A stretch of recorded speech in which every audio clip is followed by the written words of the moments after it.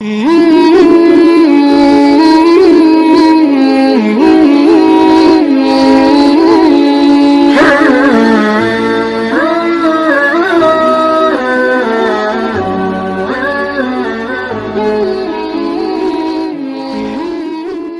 suatu cerita lagi tentang bismillah. Ketika Nabi Adam itu diturunkan dari surga dan beliau belum dimaafkan dosanya, maka Nabi Adam itu membaca bismillah. Nabi Adam diturunkan wahyu oleh Allah berupa lafaz bismillah. Jadi lafaz bismillah itu sudah dari zamannya Nabi Adam. Bahkan Al-Quran itu terakhir kayak gitu loh. Jadi lafaz bismillah itu dari zamannya Nabi Adam. Jangan kira sampean bismillah itu di ayat Al-Quran. Sebelum Nabi Muhammad itu sudah ada bismillah. Lah ketika kanjeng Nabi Adam di bumi melakukan kesalahan dan diturunkan dari surga ke bumi, maka dia diturunkan lafaz bismillah oleh Allah. Maka lafaz bismillah itu dijadikan wiridan oleh Allah, oleh Nabi Adam, dijadikan pembacaan setiap hari. Maka Allah itu mengapura, memaafkan daripada dosanya Nabi Adam. Karena lafaz bismillah dibaca setiap hari, maka Nabi Adam itu dimaafkan dosanya. Maka ketika Nabi Adam di ngapura, dimaafkan dosanya, lafaz bismillah itu ditarik kembali ke langit, ditarik kembali oleh Allah. Lah ketika pada zamannya Nabi Nuh itu, Nabi Nuh kan ceritanya membikin perahu, ya kan? Membikin perahu yang karena umatnya Nabi Nuh itu melakukan kesalahan, tidak percaya kepada Nabi Nuh. Maka Nabi Nuh disuruh oleh Allah, diberikan wahyu untuk membuat perahu. Perahunya besar sekali. Kalau sampean pingin cerita bahwasanya loh, ini kita merasa bangga. Rasa bangga gimana? Ternyata ketika diteliti, perahunya Nabi Nuh itu sudah ditemukan. Lah, ketika sudah ditemukan, diteliti, ternyata kayu yang membuat atau yang dibikin daripada Nabi Nuh itu kayunya 99% itu dari Jawa. 99% dari tanah Jawa, kayu jati. Dicek ke daerah-daerah mana itu nggak ada. Jadi sampean dicek kayu di Amerika kurang cocok, kayu di Australia kurang cocok, di Inggris kurang cocok. Ternyata yang cocok mendekati kecocokan itu perahunya Nabi Nuh itu terbuat dari kayu jati. Maka ini menjadi kebanggaan sebagai orang Jawa karena perahunya Nabi Nuh terbuat dari jati kayak gitu. Dia percaya no, sampean gawe perahu ada kayu jati ya perahunya Nabi Nuh gitu. Luar biasa. Memang ini ternyata memang diteliti memang seperti, tapi wow, alam apakah benar atau tidaknya itu yang tahu cuma Allah dan Nabi Nuh itu sendiri. Dan kita cuma mengira-ngira aja, dan para penelitian cuma mengira-ngira saja. Kepastian itu tetap berasal dari Allah. Nah, ketika Nabi Nuh itu membuat perahu dan umatnya yang mengikuti Nabi Nuh masuk perahu dan para hewan-hewannya juga mengikuti Nabi Nuh masuk perahu, ternyata Nabi Nuh itu bahasanya berlabuh itu sebanyak berapa tahun ya, mungkin 40 hari. Lah diturunkan oleh Allah lafaz bismillah, Lah lafaz bismillah itu dibaca oleh Nabi Nuh setiap hari. Maka perahu yang Nabi Nuh dan para umatnya tunggangin ini mendarat di suatu gunung. Maka terjadilah itu sebuah kesurutan airnya dan Nabi Nuh itu bisa berlabuh. Dan itu berkat bismillahirrahmanirrahim. Terus ketika Nabi Nuh sudah berlabuh, maka bismillahirrahmanirrahim itu dijabut lagi oleh Allah, diambil lagi oleh Allah. Lah ketika pada zamannya Nabi Ibrahim, diturunkan kepada Nabi Ibrahim. Ketika Nabi Ibrahim itu akan dibakar oleh Raja Namrud. Jadi ketika Nabi Ibrahim itu dibakar oleh Raja Namrud, beliau itu diturunkan lafaz bismillah oleh Allah. Ketika diturunkan lafaz bismillah oleh Allah, beliau Nabi Ibrahim itu membaca bismillahirrahmanirrahim. Lah ketika membaca bismillahirrahmanirrahim, ketika dibakar, ternyata Nabi Ibrahim itu merasakan api yang membakar Nabi Ibrahim merasakan dingin dan diselamatkan dari api berkat bismillahirrahmanirrahim. Ini luar biasa. Jadi amalan-amalan, mungkin salah satunya amalan nek bikin jaduk, bikin rak kebakaran itu salah satu nek bismillahirrahmanirrahim. Nek sampean ora kepingin kebakaran maca bismillahirrahmanirrahim, nyeplung wae ning geni jajal paling keseng ngono. Iku tapi nek Nabi Ibrahim iku ora. Tapi memang kenyataannya memang seperti itu. Bismillahirrahmanirrahim. Nah, ketika Nabi Ibrahim itu diselamatkan oleh Allah melalui lafaz Bismillahirrahmanirrahim, maka ketika selesai diambil lagi oleh Allah. Diambil lagi oleh Allah. Jadi Nabi Ibrahim nggak wirid kayak mana? Nggak memwiridkan, nggak membaca itu lagi. Maka ketika pada zamannya Nabi Sulaiman itu yang menaklukkan para jin, menaklukkan para menaklukkan para manusia, menaklukkan para burung, menaklukkan angin. Jadi Nabi Sulaiman itu sakti ini luar biasa. Nabi Sulaiman itu mempunyai kesaktian mampu menaklukkan jin, mampu menaklukkan manusia, mampu menaklukkan angin dan hewan-hewan. Mula nek Nabi Sulaiman itu grumungan, bahasanya apa jenenge? Ngrumpi lah grumungan iku. Karo kanca-kancane, lek ana wong entuk dut oke. Wong biasanya rada ngaku ya kan? Iya. Ketika entuk pes oke lho. Ditekoki sapa sing ngentut? Demi. Aduh bingung. Malah sing ngomong sapa sing ngentut, iki sing ngentut biasanya. Biasanya seperti itu, siapa yang bertanya seperti itu pasti dia yang pelakunya. Pelakunya. Iku biasa moduse wong ngentut iki kuwi. Memang aku dia. Ana wong ngentut, ada di satu grumungan oke ngentut mambu. Wah, mambu entuk ki. Biasane iku sing ngomong koyo iki biasane sing ngentut oke. Wedi konangan oke lho. Ini luar biasa. Lah, nek Nabi Sulaiman, ketika Nabi Sulaiman dia ana sing ngentut, samane Nabi Sulaiman iku grumungan ada kanca-kancane ana sing ngentut walaupun ora muni bes oke lho. Iku ditekai entut, sapa sing ngentut? Rupe oke langsung.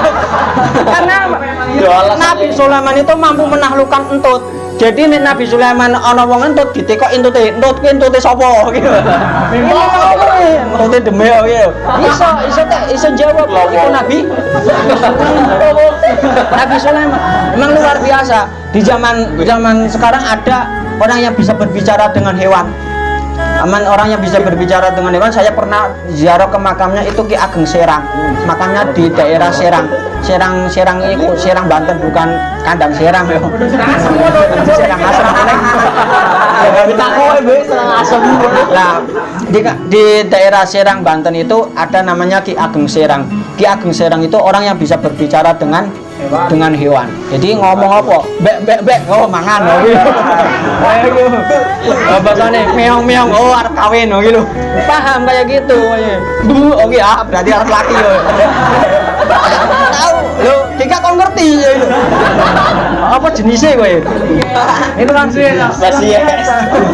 Ini luar biasa. Jadi ketika Nabi Sulaiman itu diberi oleh Allah lafaz bismillah, diturunkan Allah lafaz bismillahirrahmanirrahim, maka Nabi Sulaiman itu bisa menaklukkan jin, manusia, angin dan hewan. Maka ketika sampean iku mau menaklukkan jin, mau menaklukkan hewan, ana wong kerasukan, wocoke bismillah wae. Oke, malah aku jine ngomong aku apal lho, gitu bingung. Apal. Jadi jin saiki iku diwacoke bismillah ya apal, ayat kursi ya apal, Al-Qur'an ya apal.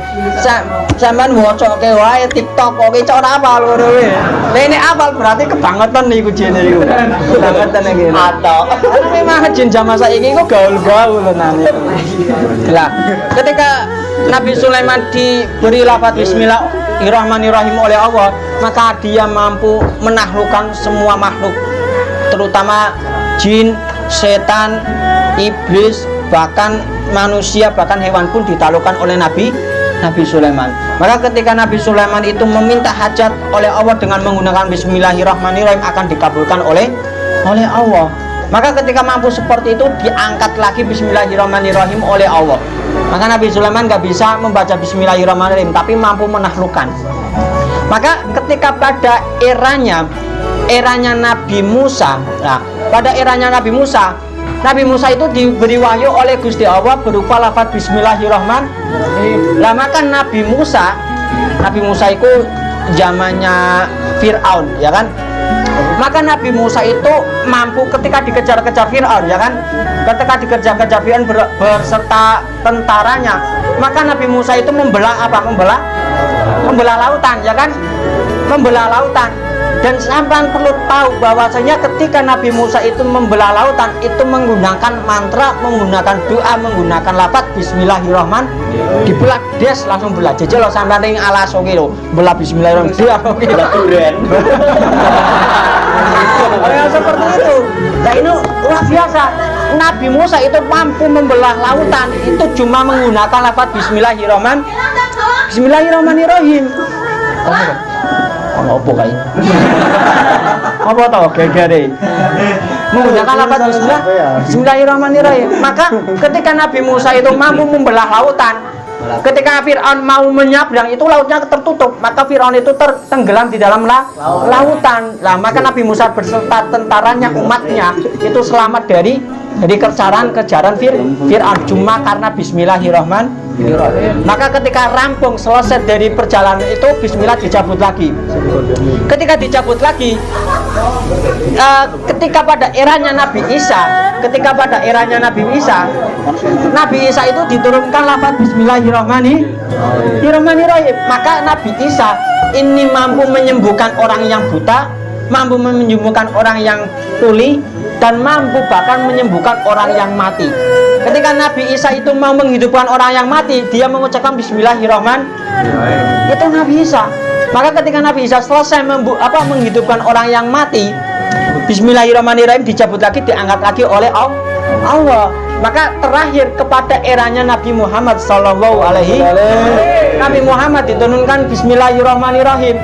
Ketika diturunkan bismillahirrahmanirrahim, Nabi Muhammad mampu membuka daripada suatu perkara baik alam gaib, alam siri dan lain sebagainya. Itu dengan bismillahirrahmanirrahim. Maka umatnya Nabi Muhammad, barang siapa membaca bismillahirrahmanirrahim, ini keistimewaannya yang luar biasa. Karena apa? Nung zamane Kanjeng Nabi Muhammad, cuma di zamannya era Nabi Muhammad bismillahirrahmanirrahim, ketika Nabi Muhammad wafat itu tidak diangkat kembali, tapi tetap dilestarikan sampai sekarang ini. Cuma orang-orang tidak mau mengamalkan bismillahirrahmanirrahim. Padahal umatnya Kanjeng Nabi Muhammad itu bismillahnya itu tidak dicabut oleh Allah. Maka umatnya Kanjeng Nabi Muhammad itu untuk disuruh untuk mengamalkan bismillahirrahmanirrahim. Maka di dalam hadis dikatakan barang siapa membaca bismillahirrahmanirrahim, maka dia akan diberkahi sebuah perkara dan akan didatangkan hajatnya yang dia inginkan. Sampai bismillahirrahmanirrahim dan dino insyaallah ora usah repot-repot amalane apa. Bismillahirrahmanirrahim takluk ke cewek cepet gitu. Nah seperti itu. Ini luar biasa. Maka di dalam Imriti dikatakan, kitab Imriti dikatakan, barang siapa melaksanakan suatu perkara tanpa diawali dengan membaca bismillahirrahmanirrahim, maka dia seperti hewan yang tidak ada ekornya. Dalam artian apa? Seperti orang yang melakukan perkara tapi tidak ada keberkahannya. Paham ya? Jadi itu luar biasa. Maka sampean ketika mau melihat keistimewaan bismillahirrahmanirrahim, sampean ngaji mujarobat tentang keistimewaan bismillahirrahmanirrahim. Salah satunya seperti tadi yang saya katakan, ngucap bismillahirrahmanirrahim waktu ning bengi diwacake ping 786 ditiupke ning banyu tembeke cawe tok keplek-klepek ning sampean. Oh iya. Memang luar biasa. Nek ora ya edan lho. Memang seperti ini luar biasa. Bahkan ada yang namanya imam yang namanya Abu Muslim. Abu Muslim ini orang yang luar biasa, orang yang alim luar biasa. Suatu ketika Abu Muslim itu ditakuti, diiringi oleh pembantunya. Maka pembantunya memberi racun di minumannya Nabi Abu Muslim. Maka ketika Abu Muslim hendak meminum airnya tersebut, minumannya tersebut, dia mengucapkan bismillahirrahmanirrahim. Ternyata itu kaget, loh, orang mati-mati. Ditanya Abu Muslim, kenapa engkau tidak meninggal? Bahwasanya saya udah memberi racun di minuman sampean. Tuh, sampean ngono sembrono aku, tapi ora apa-apa. Aku ketika ngucap mau minum airnya, saya mengucapkan bismillahirrahmanirrahim. Ada suatu cerita lagi bismillahirrahmanirrahim. Itu banyak sekali kalau saya ceritakan karena memang luar biasa.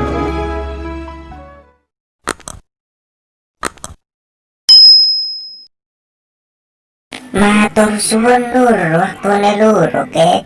Selalu like, komen, dan di subrek. Matur suwun.